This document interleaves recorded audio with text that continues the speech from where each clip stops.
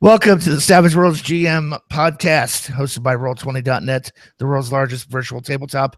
Check them out today at Roll20.net. Tonight, do a little bit late due to some technical problems. We are broadcasting live on Google Hangouts through YouTube. Feel free to join in. If you have questions, you can email them to savagedaddy@gmail.com and get a Kurt go fuck yourself in response. Tonight, gentlemen, we rant. This is the second annual last show of the year and rant. We're going to rant all topics that relate to not only Savage Worlds, but role-playing games in general. And here to do it with us are the Rant Masters. Chris, the Savage Mommy Fox. Hello. Dave, the Rules Maven Scott. Swear to you, I am only an asshole in training. I bow down to Scott.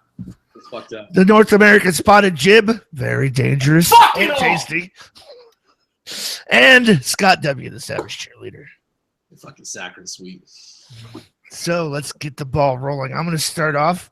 My big rant of the year is I still do not like the direction Peg went with Shaken Rules. And here's what I'm going to say. There are tactical advantages to be had with the original Shaken Rules by making Shaken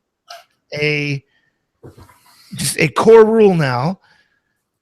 We've nerfed a lot of the powers that were in play, and then secondly, it should have been a fucking setting rule option. And then, okay, so by all means, use it as a fucking setting rule. No, angrier, Chris. Angrier. You can do it. You can use it as a setting rule. Feel free. Where can he use it as a setting rule, Chris? In his asshole. Anywhere he fucking wants. I can feel your hatred, Chris. If anyone wants to play the old Shaken Rules, go for it. Have fun. I'll even play in a game that uses the old Shaken Rules because I don't fucking care enough. Now, I do like the new Shaken Rules, and I only use the new Shaken Rules and have not seen any of the problems. But again, maybe my players don't take the edges that are totally fucked by the new Shaken Rules. Which edges are fucked by them? Jason, go. What? I'll give you one right off. Well, it's not even an edge. It's just it's a tactical choice. Suppressing fire. It's not an edge. It's just a tactical choice. But it totally nerfed suppressing fire. You still shake them, and they still have to make the spirit. But all they needed before, they needed a 4 to unshake, but they needed an 8 to be able to do anything. Now, all they need is a 4, and they can fire back. Exactly. Yeah. Why is that a bad thing? I don't get it. So you tell me, I've been down this road. If somebody opens up with a saw, direction, right? I am not popping my head back out in the next 6 seconds. That's for goddamn sure. No, but I'm not going to fail my spirit test. Take cover and hold on a second. I'm not a pussy. See, what I believe Scott here is saying is he doesn't need to worry about rolling a 4 or an 8 in that situation.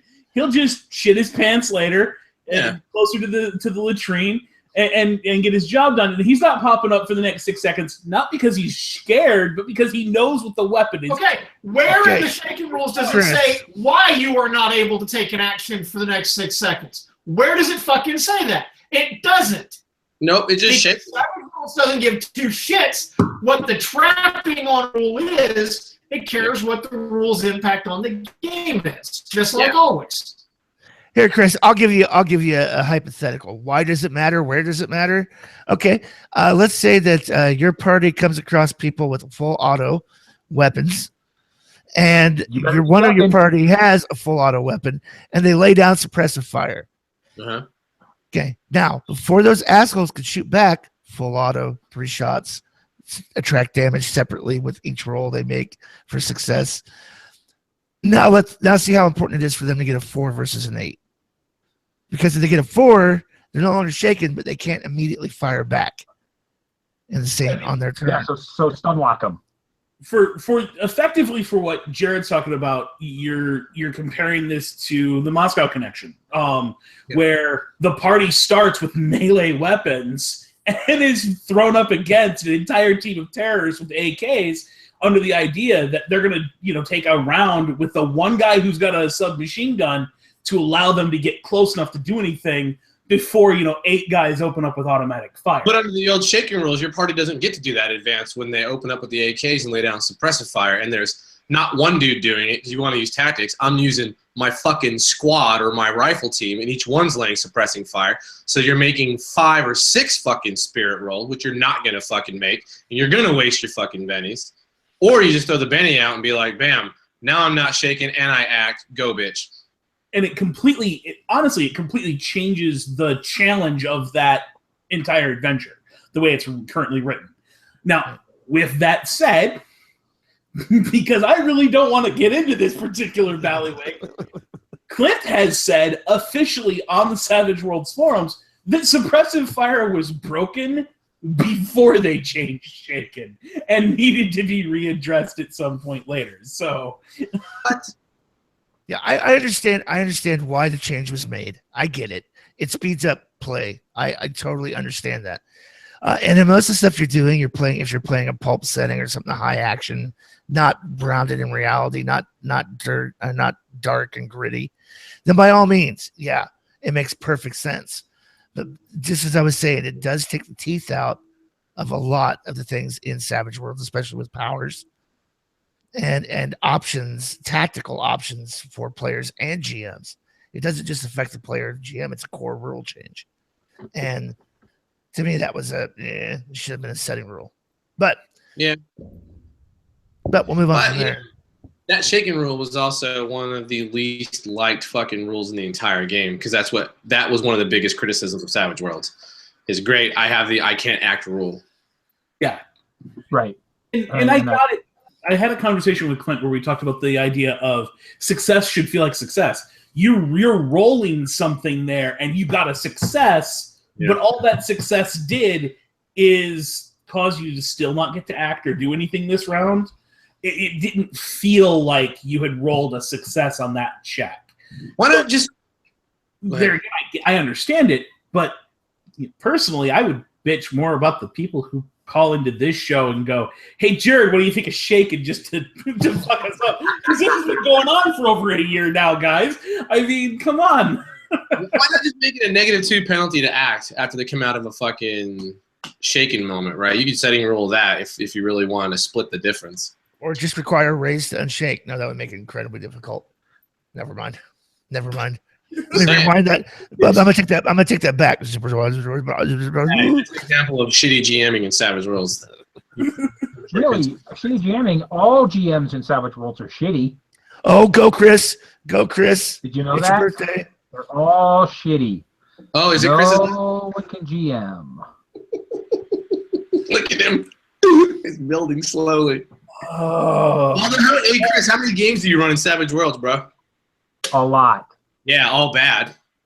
Well done. I'm a shit GM. That's why every one of my tables sells out when I run at the cons. That's why I don't think I've ever had somebody tell me I'm a shitty GM. Now, sometimes I think I'm a shitty GM. I won't lie there. Like most GMs, I always feel like I did a crappy job. But I don't think that I'm a crappy GM. Okay, in my opinion, Savage Worlds leads to some of the most creative GMs out there. Fact. So slight tangent here for just one moment. Isn't it truly only the shitty GMs who don't think they did a shit job? Yeah. Oh yeah. Of course. The rest of us all are worried that we protected everybody's entertainment and fun, and that we ran a good game, and that it was intriguing, or it was it was worth getting invested in. Like, it's only the shit GMs who are like, "Oh no, I'm the best." Right. No, exactly. dude, we're the worst game I ever played in. Exactly. Well, I don't know what your problem is, Chris. There's nothing wrong with saying, "All right, you guys are all drinking buddies and you start in a tavern." This is a dungeon called Classics, I know, but go. You're drinking friends. What do you want to do? Should I roll a D17? No, you don't gotta worry about that, Chris. That's not even a real fucking die. If you're gonna play this game, you should be serious, Chris. Yeah, that kind of bothered me. Woo, I can smell the patchouli all the way over here. A lot.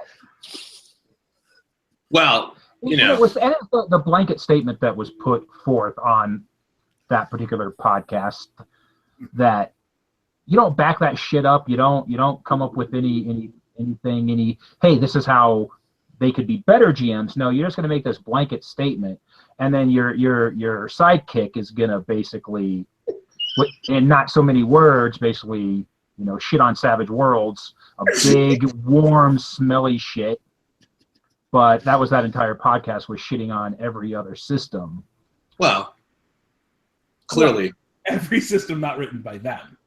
Well, they don't even write systems, so I mean, they produced some shitty tool cards that no one buys, and they made some ugly looks like fucking fan art for Thieves Guild, and then they detailed in 18 pages Mjolnir and got some of the Viking lore wrong, which they go ahead and caveat in the beginning by saying they may not know what the fuck they're talking about, so it's okay.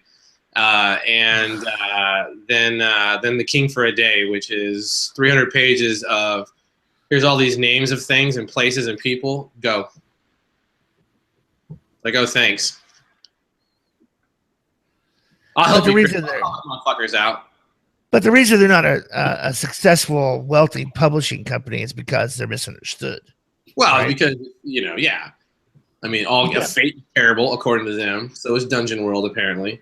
Savage Worlds is the worst. I don't understand how you can say this. And all Savage Worlds people are just coasting. They're writing shit. Why do they fucking bother? And it's not good, and they're just coasting. Well, okay, let me rephrase the question. What the fuck is it that they do play? No idea. games mostly. So it's what? There's this game you play on the bridge, underneath the bridge in New York, 42nd Avenue, called Finger Bang the Asshole, and they're probably really good at that. So, well, everyone needs a fucking hobby. Oh boy, huh? Hey, Chris, I told you I'll be talking shit, bro. I'm not like the other Chris. You guys got kind of soft. Like, well, it is their right. I can't understand how sometimes Savage Worlds can produce a bad GM. You know me.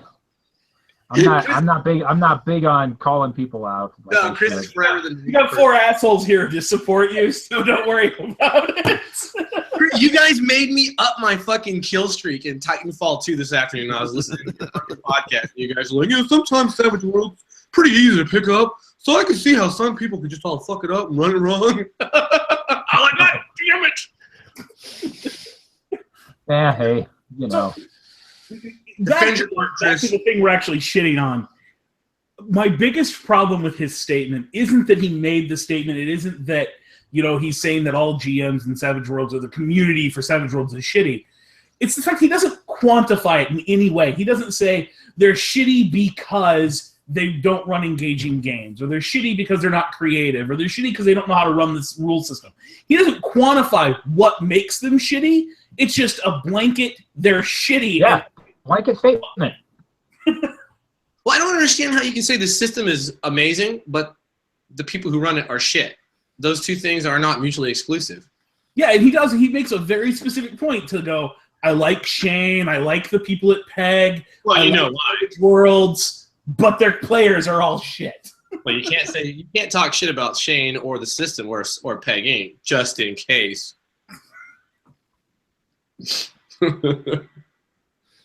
Okay, and then on to that would make number 3. Well, we're just rampaging. Here's where we go. Here's my next one I want to throw in. And sorry, Dave, but I'm going to beat you to the punch unless you want to interrupt me right now. 3, roll agility test. 2, 1. Okay. Social justice warring has no place in gaming. I just want to not be the one who... I am sick and fucking tired of we need to make gaming a safe place. And we need to force everybody to be all-inclusive and diversive. Fuck what they want to play. Fuck the conventions of the game. Fuck what they want to play. We must now have... It almost seems like there's a push towards... We have to have, a token dwarf character. We have to have these kind of token characters in roleplay, or we're not being inclusive. Where's my X card? I need my X card. Well, it's the idea and the concepts are solid, right? So I won't go the direction that I is expected. So some of the concepts and ideas are solid. The problem is the very problematic thing is that you have the most spurgy, most at their hardcore racist, sexist fucking people deliver the message. And Yes. it's like having a Klansman fucking talk about fucking free speech, right? No one is going to drink that fucking Kool-Aid coming out of that suckhole. So I have experienced having someone who was a actual transgender person at my table. I have had people who are hiding their own personal gender join into games where we're playing online and they don't want to have a camera on. They don't want to have to show off who they are. I have played with people who are gay. I've played with people from multiple races, religions, creeds, the whole 9 yards. I have got a very large gamut of different people I've played with. And you know what? It never changed the fucking game. Yes, they all brought their own little twist on what their character did, but the game itself, Savage Worlds, was still Savage Worlds. The part for me that really is the nail in the coffin with this is this whole idea that, well, it's entirely your fault. The person who ever is delivering the message takes no ownership in it, and they want to impose rules that are just as bad as the shit they're complaining about. I read an article the other day where this woman will only game with other women, and she does not allow more than 2 people at the table who are of the same race. Because to her, that's the only way to promote, diverse, safe gaming environments, is to game only with this diverse collection of other women. Except for the fact, what about all the people you just denied the right to sit down at that game who maybe aren't your idea of perfectly safe, but would have been perfectly safe at the gaming table? That is really weird. At first, I'm not going to lie, I thought you were talking about, like, you can't play more than 2 dwarves or 2 elves. It took me a second to track. Well, I was like, yeah, that's a little weird. Well, my biggest pet peeve of the year, the rant that kind of inspires this, is discussion not on just one podcast, but a couple, talking about, we should come up with a safe space sign system for convention gaming. And are you shitting? Are you fucking kidding me? I take the inverse view of that. And I'm going to let Jim say his piece in just one moment, but I do want to say I shit all over one of these because I said, give me a lanyard that people wear at a con that says they're a safe space gamer and they will protect your safety, and some predator out there will put that fucking thing on to lure you closer because they want you to think they're safe. Hmm? Go ahead, Jim. That actually jives right in with my feelings on the subject, which is we shouldn't have to put signs on our table saying, care who you are or where you come from or what color your skin is or whatever. I don't care. I don't fucking care. Okay? I should not have to put a sign on my table that says that. But when we see a dickhole who is being a dickhole, then we put a fucking sign on his goddamn table. Right, that's the problem. Is like there's not gamers are forehead. I'm a dickhole. Right, gamers are beta, right, by fucking nature and omega, and it's this reluctance, and you see it in the discussions of, well, how do I deal with a problem player? And if someone like me says, well, you should pull them aside and be like, hey, fuckface, and then it's just like, oh, downvote into oblivion. You should probably just change the game time. Like, no. You see someone doing some stupid shit, I'd walk across the fucking tables. I just went to that convention, and I did no problems, like that I was aware of. It got loud. Everyone had a good time. It was a huge mixed company. Yeah, I mean, there I would have no issue if there's a table and I overheard someone being completely retarded. I would probably literally walk across the top of the fucking table and stand there and, correct that shit on the spot because it's just retarded.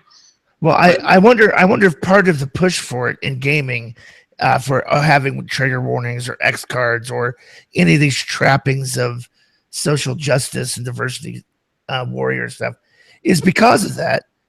Because nobody wants to have an adult fucking conversation. Well, yeah, no. Because you're in conflict psychologically, right? Everyone is equal and fair and the same, but yet they're not. But they don't know how to solve that cognitive dissonance. So I had a guest appearance on Jamie Pearson's podcast a couple of times this year. And You're dead to me. And among their fan base, there's this meme that goes on. Anytime I'm on there, the chat just fills up with adult conversation. Because the episode I was on, they were asking a lot of these, well, how do you deal with this? How do you deal with the guy who's ruining everybody's fun? How do you deal with the guy who's eating everybody's snacks or not respecting other people's, personal, space and things like that? And it's like, well, you fucking man up, you look the bastard in the eye, and you tell him he's being a dickhole, and he continues to be a dickhole, he's not invited back. You don't change the time of the game and then not tell him. You don't sit there and that's the most passive pussy thing you can possibly kill his character. Or you say in the chat, man, sorry, I didn't know this guy was going to be such an asshole. And instead of whispering it, you say it to everyone in chat. Boom! But at the end of the day, you have to determine, is that person more of a disruption to the game than having to call them out would be?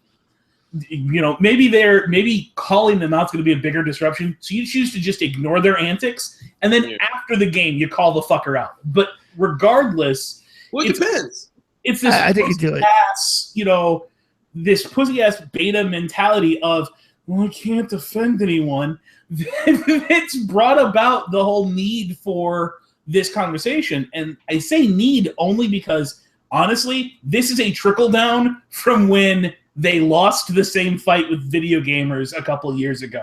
Yeah. This crowd rose up, lashed out at video gamers, and video gamers are like, fuck you, we don't care, because it's a less beta group of people than what our particular hobby has. So now it's just trickled down. We're the next to target because we're easier.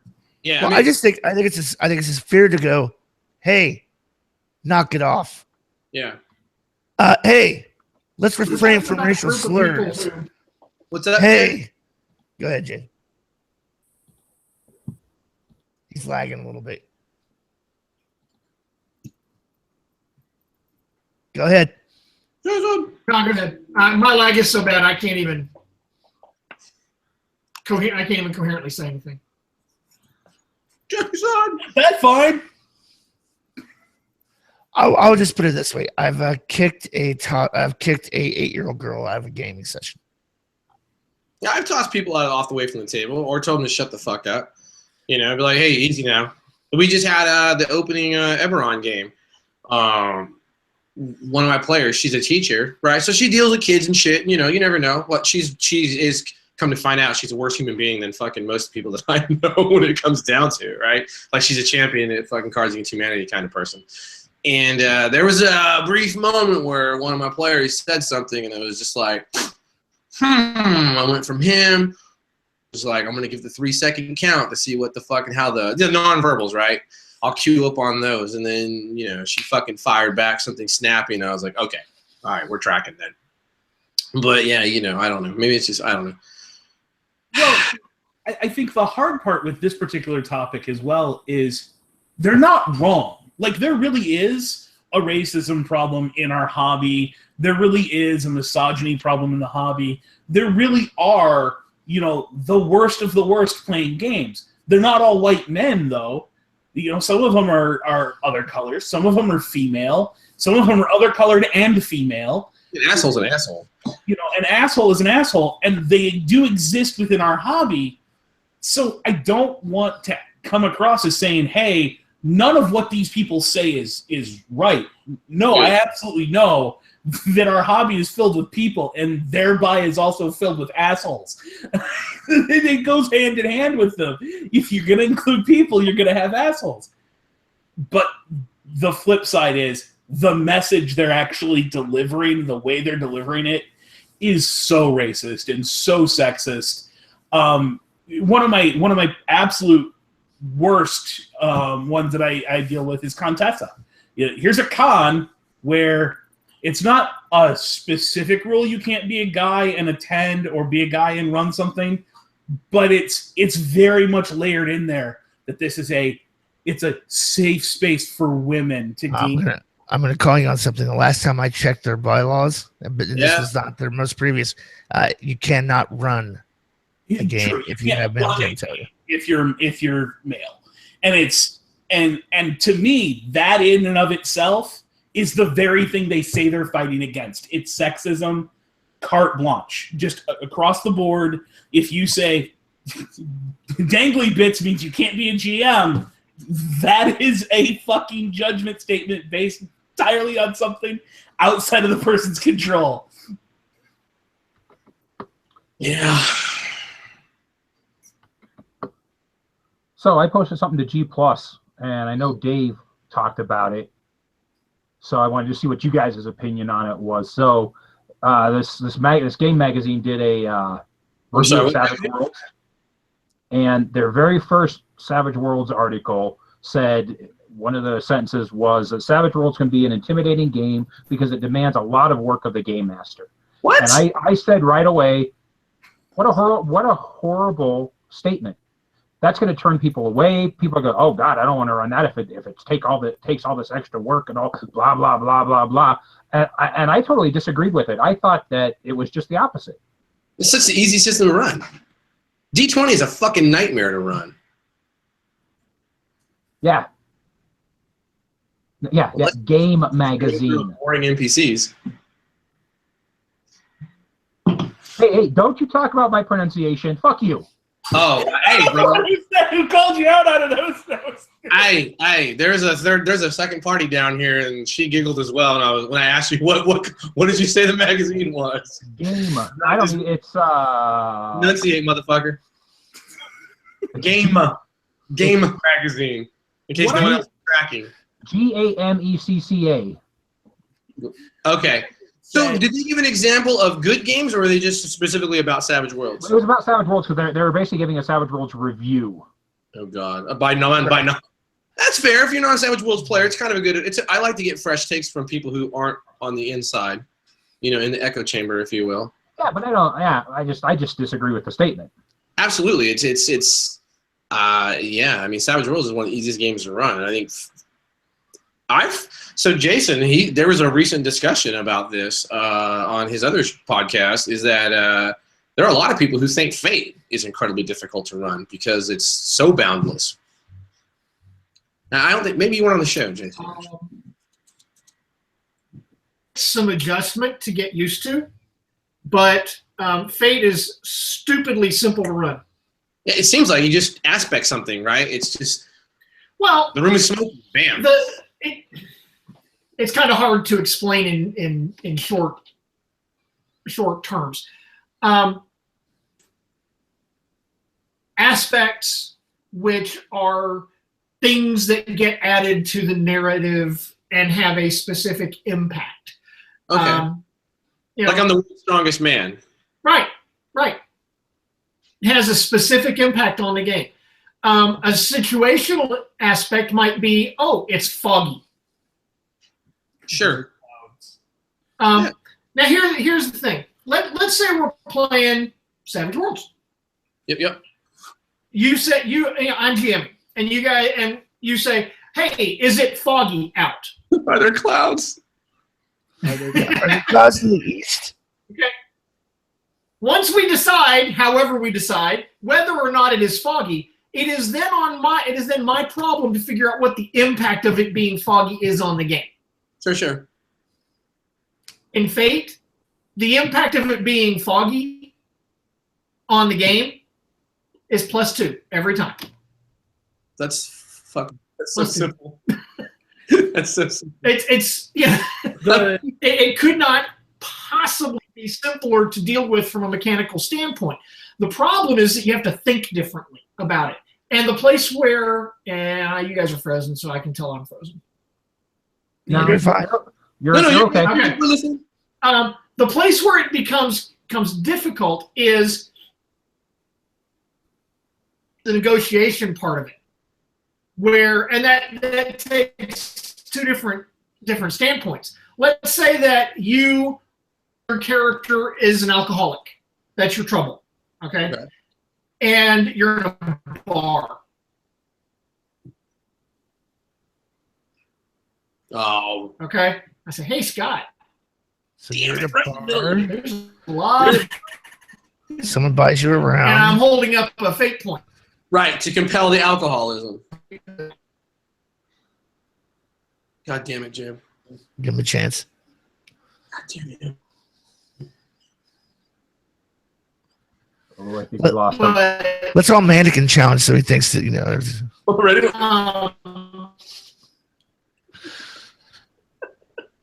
or you know, complicated.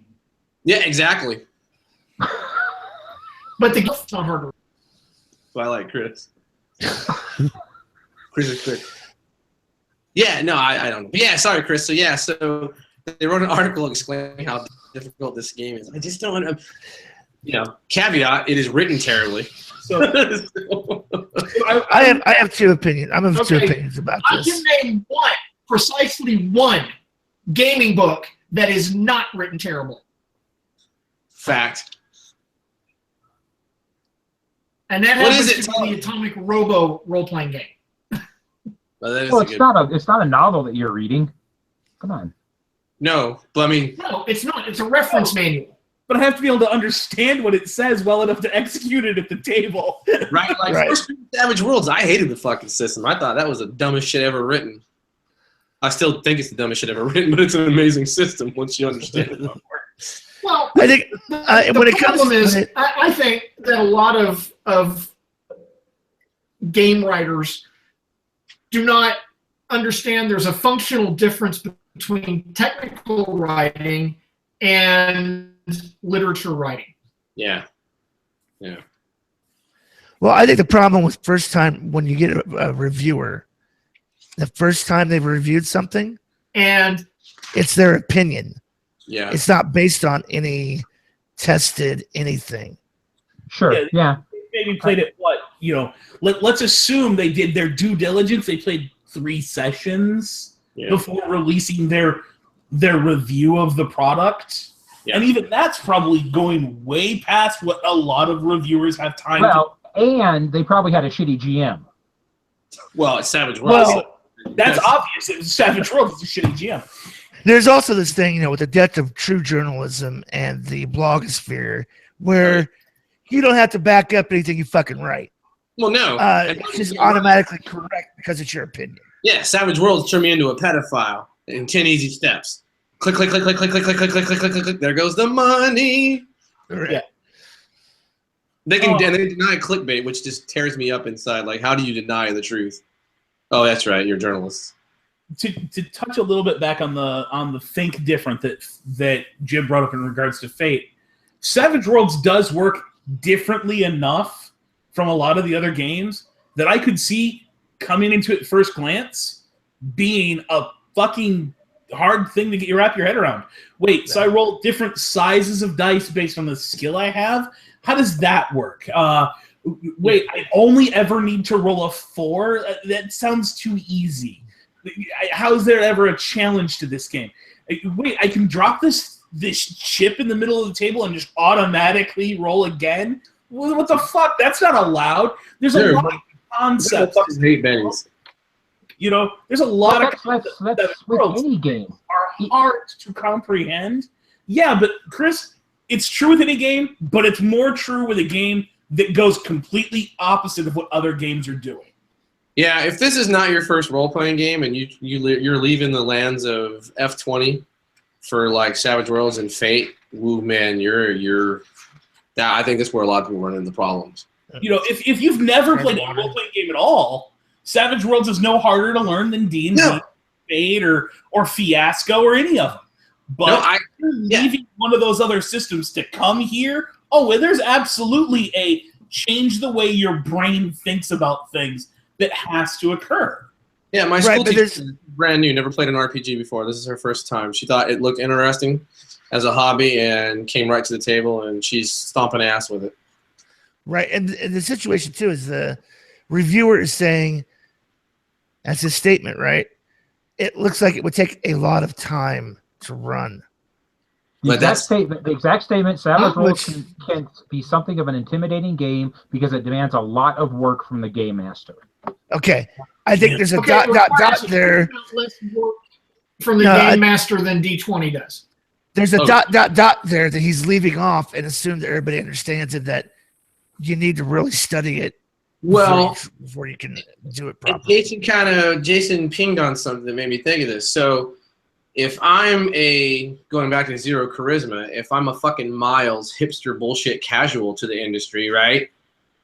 D20 gives me everything I need. It's not hard to run. I just pick up the module, Horde of the Dragon Queen, and all the stats are in there, all the NPCs are in there, all the numbers are ready to go. That's very... A player declares something off the wall, there is a book out there with a rule that covers it. Or you just say no. Find anything. You just have to thumb through the book to find it. Yeah. So I think Jason, that was that. Yeah, that kind of yeah. All right. Next rant. And Chris, do not get me wrong. I hate the fucking statement. I think it's nested entirely in someone who doesn't take the time to learn about Savage Worlds before making that comment, which is why every Savage who commented on it when you posted it to Google Plus said the guy was wrong. Because Savages have spent the time to learn how this role-playing system works. Exactly. They get the most out of it. Yep, very true. Jib, what is your rant of the year, since we've been having issues with the internet and it seems to be running without frame drop at the moment? What is your rant of the year? Was that addressed to me, Jared? Yes. I'm getting like... Let me try again. Since you were having lag and don't seem to be having lag now, what is your rant of the year? The year is my rant. There you go. Fucking year. The whole fucking year from start to finish. Insane year. This year can go eat a giant bag of dicks and everything about it.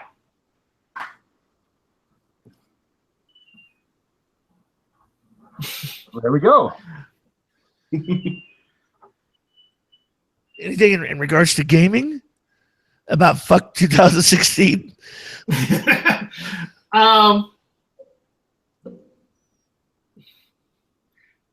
don't actually have a gaming related rant.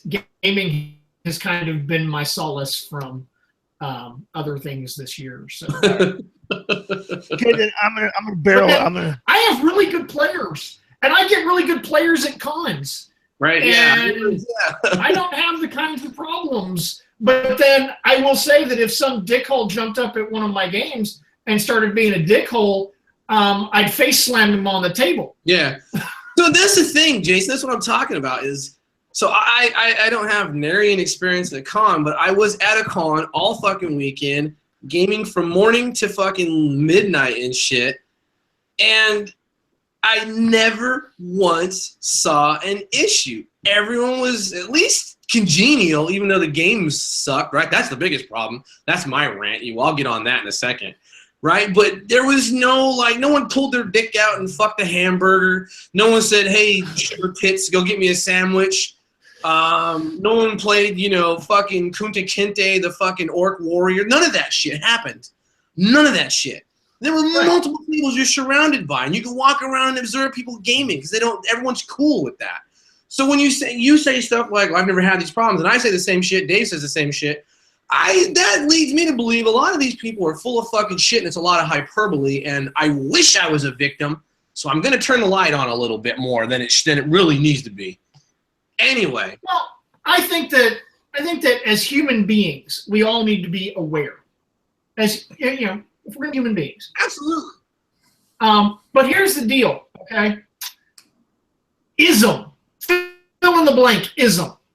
Sword. Always. Yes. Right. Ferris Bueller says, I don't believe in isms. Am I and he's a righteous denying dude. for 1 second that horrible things have been perpetrated against people? No, not for a second. As a species, we suck. We're pretty good at fucking each other up. Okay? Our one true talent is fucking each other up and over. But you want to know when an ism has actually been conquered? When it's no longer an issue that we have to discuss. Right. When it's no longer a thing, that's when we conquer. So The worst thing that may be happening in role-playing games is not that right after the horrific slaughter of an orc village and everybody starts to loot, the warrior goes, hold on a second, unzips and starts raping whoever's left. That's not the issue. The biggest atrocity that's happening at the table is the dwarf with a Scottish accent. I know. I see you were going with that, right? That is the truth that keeps happening over and over and over again at the table. Well, that's a microaggression, Lord. Yeah, I'm not here to educate. This perception that oh my God, we have to have trigger warnings on our games and all the safe space stuff because gamers are white males and they're horrible racists and they're gonna make you role play out a rape scene or child pedophilia and all this horrible shit. Shit, right? It just doesn't exist. It's I like can a only unicorn. speak for myself. Okay. I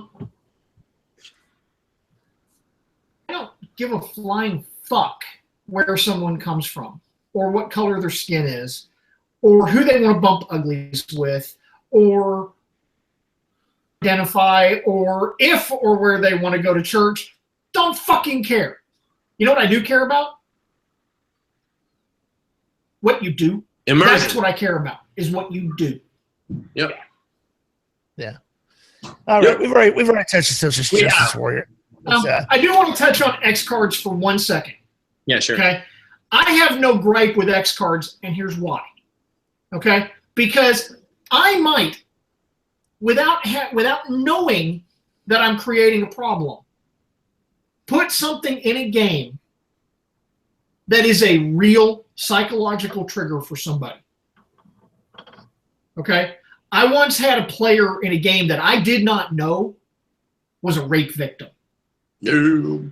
So that's the serious shit that I would never put in a game to begin with, right? Well, it didn't happen on screen. I would never do that on screen. A thing that came up in the game, and this person vapor locked. I'm fucking sure. At that point, I get it, and I felt really bad about it. Having an X card would have, and I don't know if it would have helped in this scenario, but if the game starts to go someplace that is genuinely uncomfortable for someone, hit the X card. And here's what actually happens. We don't say that thing doesn't exist in the game because we did. We created it in the game. But we close that scene and we move on. Yeah. Well, let me just ask in regard to that specific situation. The player themselves wasn't angry with you, right? I mean, did they feel like you victimized them in the game, or were they understanding of the situation and then you guys had a conversation? They were understanding the situation. It just traumatized them. Okay. And I think as soon as I saw that there was a problem, I stopped what was going on. Yeah. And it was like, we said, okay, we're going to take a break. Everybody else go away. Right, but I think that's... I'll call you in a little bit. Okay, not necessarily against the X card in that situation where a person gets traumatically, psychologically triggered. I'm okay, as you said, with that. But, I mean, as you said as well, part of that is the GM having some fucking social awareness that, ooh, what just happened? Right. Wow, I'm getting a weird look from this person. Be aware of what's going on around you. And then be able to go, hey, hold on a second, everybody, time out. Are you okay? Yeah.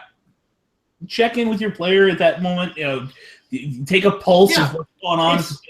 But I think this goes back to what we said a bit ago. Is we're not saying these problems don't exist and that there doesn't need to be solutions. It's just kind of the way they're being handled right now seems to be a bigger problem. The X card's got a lot of bad rap because people are talking about it in the same mode that they talk about trigger warnings at college campuses, rather than talking about it as, here's this tool for when this shit actually happens at the table. And no one's forcing anything. We're just saying, hey, be cognizant that if this happens, this is their way of waving it in your face so you know to cut bait. The delivery, words matter, is what I always tell all the people who work for me when they come in with a problem or we have issues and we're working shit out. It's like, words fucking matter. And your delivery is the most important thing you can have in situations like that. If you're not a good salesman, you're going to ruin your fucking product. Yeah, well, it's the same situation. If you have a player in your game who's a little, here's a great example: used to GMing, used to describing narrative reactions to things for NPCs, new as a player, starts doing it on behalf of other players. Ah, damn. Now, no malintention with him. He's not being an asshole. It's just an autonomic response for him. Your job as a GM is to shut that shit down in short order, very quickly. Go, hey, let him role play. It's not your character. Don't announce what he does, feels, or how he reacts. Not your job. Back off. That's one. When I get to 3, see ya. Yep. Jason? I was going to say, I've had similar circumstances, and for me, when that's happened, it's been like, hey, calm down, relax. That's interesting. That's cool. But that's not your character. Let them do it. Let them do their character. Right. And that's what we're saying with the adult conversation. I don't need an X card at the table for that situation. I need my GM big boy pants to go, hey, whoa, time out. Knock it off. They look douche weasel. Not cool. Not cool. Don't do that again. Yeah. Okay, here's my. I'm going to throw out another rant one out here. I am sick and tired of players who state persecution as the reason they're not in an active campaign or game. As in, well, I'm persecuted because my GM doesn't like my character concepts and I can't get into a good role-playing game. And then they show up and they've got no fucking role-playing skill whatsoever. When you look at him and go, 3, 2, 1, go. What does your character do?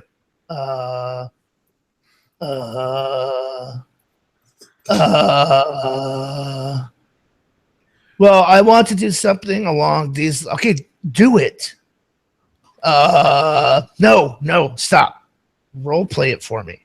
As your character, what would your character say in their voice at this moment? What would they do? Right. So the reason you're not in a long-running campaign is not because you suck as a fucking role player. It's because you're being persecuted. I see what you're saying. Wow. That hit Is that a mic drop for me? Bam, done. Now I walk off the stage. I don't know what to tell you. Yeah. That's all I'm going to say. Okay, then I'll follow that up with this one. Oh, come on. I'm sick and tired of. Let's actually address this. Go ahead. I think there's more to it than what you're throwing out there. There is absolutely, that vocal person in the community who is gonna, rail on and on about how they're not allowed to play blah blah blah, and then you find out that the game they're playing in is like sci-fi and they're wanting to play an orc. It just there's always that thing that happens that is in that vein that I talk to my roommate all the time, and he has just horror stories of saying, I'm running a team-based game, and then he gets 9 Wolverines and Darth Vaders, because that's the power. Flip that fucking table over. That's that power gaming mentality that's out there. We all want to be the big badass, but we don't want to need anybody. And it's that whole murder hobo shit that we fight against. Or I'm going to play an assassin at Deadlands Noir as private detective agency. No, you're not. Dude, why are you being a dick? Why are you persecuting me? Why am I not allowed to play the character I want to play? What's that? The song from Happy Jacks. That's the look to me. Yep. I guess, at least for me, the nut of this really comes down to shit or get off the pot. If you can't find a game that you can play that in, fucking step up to the plate and run the goddamn game and let other people play it in yours. Then you won't get a chance to play Drizdo Erden, bitch. No, but you can fucking NPC that shit. Hell yeah, I can. And you're tied up. And Drizdo Erden comes in and saves you again in the session. You get an NPC. And his Panther. Don't forget his Panther. Powerful enough to be on stage and have Drizdo Erden show up and be part of the party. I'm just saying, PAX. So Drizdo Erden is a trigger for me, man, because I want to whoop every fucking cosplayer's ass that I see dressed as Drizdo Erden at a con. I want to just choke the fuck out of them. You're spreading misinformation and wrong. Does anybody want to rant about immersion? Oh, I can. Go. Yeah. We'll tag team it. it. Okay, so I have a couple things to say about immersion, right? There's a lot of podcasts that I listen to that talk about we're an immersive role-playing podcast. That should be a big enough hint for which one it really is. I'm going to tell you something. No, you're not. You're not. You're not immersive. You're in a character, but you're not convincing anyone that you're in a character. Immersion goes so far, and so those fucking dice start clattering against the table, and you're throwing out bennies, and you're drawing action cards. You put your little dolls down and start moving those around and counting out squares. Immersion is a fucking illusion, just like the whole GNS theory nonsense that is now disavowed by the very creators of it as being nonsensical. There's immersion in the story as it happens, as it unfolds slowly and slightly, but immersion is broken every fucking 10 or 15 minutes at a fucking table. Every joke, every crunch of chips, every fucking cell phone message that comes in, every time you're off, OFO, right? Off for non-military people. Yeah, there's no immersion. You need to stop fucking fooling yourselves on your high and mighty fucking throne that you sit on of supremacy at role-playing, because it's not there. But I roll the notice rolls, perception rolls for the players behind the screen, so they don't know whether or not they perceive it. Well, you know, fucking with Jamie, yeah, but no, there are a lot. That's not what immersion is. What's that? I'm sorry. Okay, it's my. You pulled my fucking string. About time. That's not what immersion is. That's the problem. People don't fucking know what immersion is. Is there a Vicini problem? My character. I am method. I have my character's motivations and desires. No, that's not what immersion is. Immersion is having a rich and complex story. Yep. Immersion is having evolved and thoughtful things happening in the game and evolved and thoughtful characters. As for whether you are immersed in that at the moment is a variable thing that is going to change up, down, sideways, backwards, frontwards, in and out over and over and over again during the game. Yep. And you know you'll have moments. It is? You know whose responsibility it is to be immersed in the game? Yours, asshole. It's not the game system's fault. It's not the game system's responsibility. And it's damn sure not the GM's fault or responsibility, especially if the GM has to break the goddamn rules to immerse your ass. No, you need to pull your own head out of your own ass and find a way to be immersed in what's going on without having to say, I don't like this rule because it breaks my immersion. And you can't force it, right? So I played L5R one time, right? It's all I needed to realize that I can't fucking stand. I'm not a fucking Niponophile, so it's not fascinating to me at all. So I'll put that cat on the table. But we were sitting there playing, and I was playing a Shugenja, I want to say, yeah. And, well, the diplomatic kind of thing, and essentially a fucking bard. And the GM was like, okay, well, you know, in order for this to work, it's a competition, and we need you to, your character has to you got to do a haiku. So I was like, okay, well, I'll roll my, fucking haiku roll, whatever it was. And he's like, no, I need you to write a haiku. I was like, well, the fuck I am. I'm gonna roll the skill that this guy in this world, who is a part of this fucking Rokugan nonsense, who understands haikus and can make a really awesome haiku. I'm gonna roll that skill die. I'm not writing a fucking haiku in real life. It's not happening. I might if I was so inspired, but I wouldn't require that of a player. Yeah. Scott, you have to role play. That's not a physical skill. That's not you rolling some dice because you're not capable of standing up and doing a standing jump flip. This is your moment to say what your character says, and you damn well better do it in a fucking silly ass hat and a voice. Right? Yeah. That's a tirade that I'll gladly take on here in a second. Because it's more immersive of experience if you actually write and deliver a haiku. Skill or the you know why we have game mechanics? Does anybody wait a minute? Hold on. Know why we fucking have game mechanics? 1 second. Yes, Jib, you will, but 1 second. I'm gonna insert something here sideways.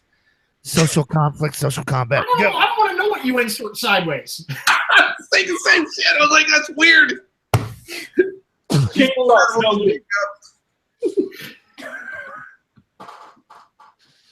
Give me a minute, spit on this. Go, Jason. Okay, why do we have game mechanics? Who? Anybody? Throw something out. Why do we have game mechanics? Because we don't have the skills. Exactly, both of you. Because we play at a fucking table, and so our characters can do things that we can't. Okay? But Jason, I promise you, 1 in 100 players who sit down at my table who want to actually cross swords with me. Okay, I'm gonna have to play an X card on that because I don't feel like this is a safe space. you dipshit. I don't like discussions of crossing swords. But Jason, how am I going to persuade? How is my silver-tongued fucking bard with a perfect charisma score and high marks at the Bardic College in persuasion? How am I going to persuade the fucking guard at the gate to let us through if you're not going to make me, the human being, autist Asperger's fucking meme lord spurg dickweed, role play with you, Jason, so you can make a determination if the character can get through or not? No. How Because we have dice to spend on fighting if you're going to make me also roll goddamn persuasion checks? Look it, motherfucker. I'm going to bend bars, lift gates in my own house. Points in fighting. I'm going to bench press my fucking workout equipment so I can show you how much I can bend bars, lift gates in the game. It makes total sense. No, you're not. But wait a minute, I got social conflict rules. What you're doing. Oh, I don't use those social conflict But wait, I have social conflict rules that tell me exactly how to handle it. Yeah. But when I go to use it on the other player who's being a dick burger and won't go along with the group, oh, I can't do that. Sorry, I can't because of player agency. Yeah, I like the hyperbole of like, well, you can't convince someone to rape their own asshole. Look, we're not saying that, dumb fucks. What we're saying is that I'm going to, like Jared said, I'm going to try to convince you to stop being a cunt and fucking role play along with the fucking group. We're going to go on the adventure. Fucking kill someone. You're coming with Wait a minute. Wait. I'm going to say. Right, with the argument. Oh, you could. No one could ever convince me to do fill in the blank. Al Qaeda. I'll tell you how. Let me give you a couple of examples. I know a number of people who have walked into a car dealership going, I'm just going to go look at a car. I'm not going to buy anything. Walked out with keys to a brand new fucking car they could not afford. Right? It happens to people. Wait a minute. It's an even better one. Two that's words. A specific. Okay, that's a specific argument, right? You cannot convince me to buy a car if I don't want to buy a car. If I go into the dealership, I'm not buying a car today. I'm just looking. Nobody can persuade me otherwise. That works how many times out of how many times? Exactly. Because it's your fact that you're in a fucking car lot means you want to buy a car, asshole. Yep. And all it takes is the right wording. Hey, Jason. Hey, Jason, Habibi, check it out, right? The Americans have done terrible shit to our people. They've been in our lands forever. They take our oil. They take it to run their own filth, their pornography. They're unclean. They don't abstain from filth like we do. They killed your mom. They rape our women overseas. That's what they do. They enjoy that. Habibi, what we need from you is dedication to the faith. I'm going to need you to put this vest on, and you're going to walk in that fucking club, and you're going to teach them the might of Allah and the glory of God. That's how you fucking persuade someone to fucking do something against their best interest. Happens all the time in real life. The Middle East. Okay, there are countless examples of someone convincing huge numbers of people to do things that were not in their best interest, that were not what they would have done, and yet they did it. And I'll say words: Adolf fucking Hitler. Yep, 40 million people, all convinced that, hey, this may not be a bad course of action. Right, but also, one of those little details that doesn't go along, that doesn't get aired about Hitler. More Germans died in that conflict than Jews died in the extermination camps. It was absolutely not in the Germans' best interest to do any of the shit they did. and motherfucker whipped them up, and they were happy to go die for the homeland. Sure. Right, but let's say this too. It was easy to whip them up because what? It's massive economic depression, everything else. Everyone was has just hindrances right. that you have to use, yeah. I didn't qualify the statement and say No, I'm just adding that on. Couldn't be circumstances that would contribute. That's He got a +2. was not part of the argument. The argument, the statement that was made, not by this group, but elsewhere, was no one could ever convince me to do something I don't want to do, and that's bullshit. It is bullshit.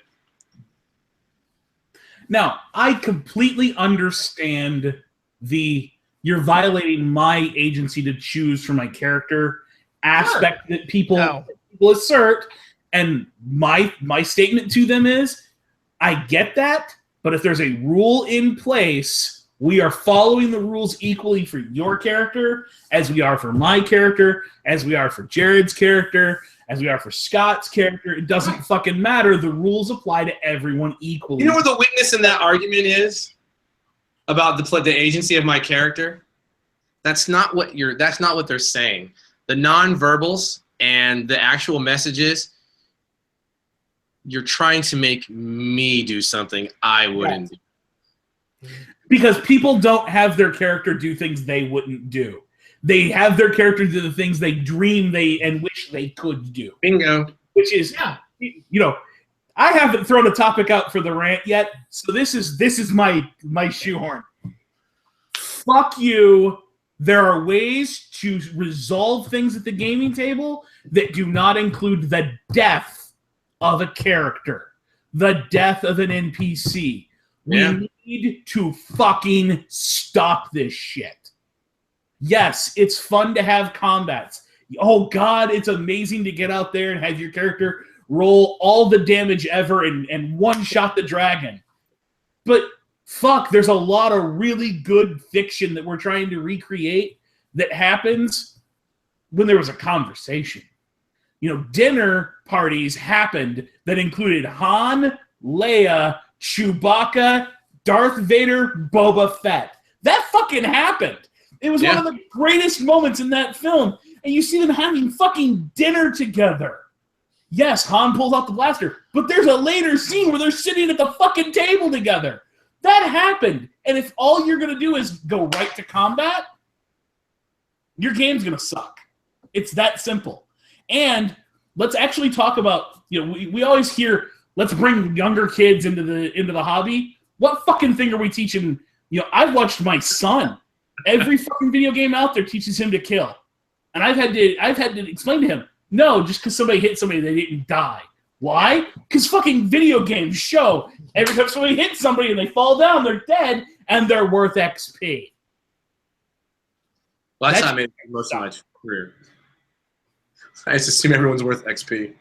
Well, I'm going to tack onto that. Player agency. Your responsibility as the player at the table is not to say no. It's to find a way that your character would say yes. Right, yeah. To that. And even Savage Worlds, if you look at it in Savage Worlds, and I'm going to say this, caveat, according to the core rules, social persuasion is never to be used against player to player. Yeah. To that, my games, I say bullshit. Because if I can hit you with a sword as another player, then I can sure shit talk you into some shit as another player. Yeah. So the thing being, even if you get 2 raises, it doesn't tell you what exactly you do. It gives you parameters to go, well, you might be willing to do it if the person will give you another favor. Maybe you're not paid off. Yeah. Well, that's the thing, right? Is and you hear that argument a lot, and it goes back to the not this show, but the other show. Is like, oh, well, drawing a weapon on someone is not the same as trying to persuade them. Well, no, it is. I'm forcing you to make a choice now, versus asking you and trying to convince you to make a choice. Well, and let's go with one of the things that Jib loves to say is Savage Worlds doesn't care what something looks like or smells like or feels like or tastes like. It only cares what effect does it have on the game. You're drawing your sword against me and you're drawing persuasion against me and drawing your silver tongue are the same thing. There's a mechanic for that. We put some dice on the table. we see the impact it has on the game. And quintessentially, one of the other things we preach a lot on this show: don't roll dice unless two of you disagree on the result. If we both agree that your character is going to succeed at whatever it is, just fucking do it and move on. Don't put the dice on the table. So when you disagree and it's time to have that dice roll, fucking roll it and live by the result. Yeah. So let's talk about a movie example of persuasion. Convincing a fairly good character to do something horribly evil. A good character decided to do something horribly evil and immoral.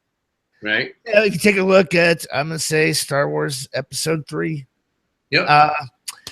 Both sides of that coin. Anakin, decent guy, persuaded to go kill a bunch of children. Hey, man, motherfuckers have to go. Not secure them, not slay them. Every last fucking one of them. Why? Because I know you have this horrible dream about losing your wife. Together, we can find a way to make sure it doesn't happen. The power to save her. Right. Then you do the Mace Windu route. Mace Windu, Jedi. Not supposed to ever do anything in anger. Convinces 3 or 4 other fucking Jedi masters, mind you, to go fucking imprison or go arrest Palpatine. They have, first of all, no authority. They're not supposed to get involved, number one, right? And then, bam. Not only that, he's going to kill him. He's too evil to live. I have to kill him. But wait a minute. He's a good guy. His character would never do that. Bullshit! It happens. Well, I mean, you want an example specifically of persuasion used against a player character? I know people are going to hate this. Jar Jar fucking Binks says, we should immediately invoke emergency powers for the Supreme Chancellor. Why does he do that in the second movie? Because someone says, if only Amidala were here, she would do this. No, she fucking wouldn't. She left the planet after specifically stating, I don't want to leave, so this thing doesn't happen. And now the person she leaves behind gets told, oh, but she would do it if she were here. That's a persuasion check, ladies and gentlemen. And Jar Jar got fucked. Yeah, he did. Jar Jar was innocent. Okay, so let's drop one more rant bomb. Knock it off with the verisimilitude, please. Please, for the love of fuck. Why, man? So I'm gonna say this real quick too, because take that ranged weapons table and a black Sharpie, and every time you see an identical stat, regardless of what the name of the gun is in front of it, cross it out and tell me how many you got left. Go ahead. 3. Fucking holiday. I linked a video they did like 3 years ago now of an actual like ER surgeon taking a look at Die Hard and what would the impact be on John McClane's body in this situation. And it took 4 lives to survive Die Hard the movie, just the one, not the trilogy. Like, I think to survive the whole thing, it ended up like 12 John McClanes to survive all those goddamn movies. But they're like, no, if you took those injuries, you'd just be dead. And it's like, the fall in the elevator shaft. Well, he's going to break his fingers when he grabs on. Because he broke his fingers, he loses his grip and fucking falls to his goddamn death. He's just done. You don't get to Benny your way out of that shit. If you're gonna go the route of you want these things to really happen, hey, motherfucker, go rent a biplane and have your dog fight with your friend in the sky over your country field, and one of you gets to crash into the barn at the end of it because your plane got shot up, and see if you survive so you know if it happens in your game. Otherwise, you're just jacking off with some dice. Sounds awful. D4s. I'd say the D4s are going to cause a little bit of pain and chafing. Yeah, don't use game science. They're D4s. Yeah, they're perfectly balanced. You got that going for you. Yeah, they're super sharp. All right, so unless anybody has any other topic rant they want to get off their chest before the end of the new year. No, man. No, I think we're all good. All right. So until next time, this is Jared Savage Daddy for Chris, the Savage Mommy, Dave, the Rules Maven Scott, the North American Spotted Jib, delicious, and Scott W, the Savage Cheerleader, saying keep rolling, stay safe.